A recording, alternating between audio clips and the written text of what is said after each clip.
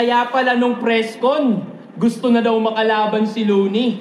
So kumpleto na to si Kumag. Grabe na ito, no? Mautak. Pati yung sumulat nung meron na, meron ka na ding sulat.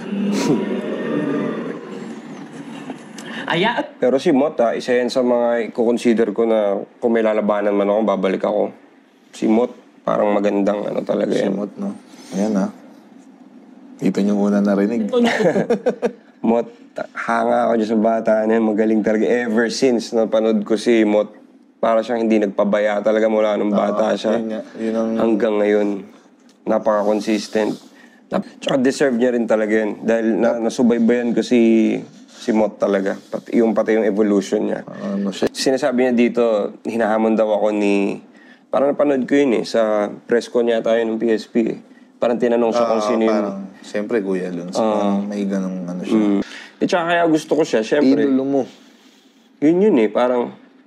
Siya yung may chip on his shoulder ngayon eh. Diba? Siya yung undefeated eh. Diba? May sisirahin ka, may babak. Baga may motivation ako eh. Diba? Motivated ako eh. Binigyan mo ako ng enough motivation eh. So yun. In the future, tingnan natin. Suot-suot ka na, Mod.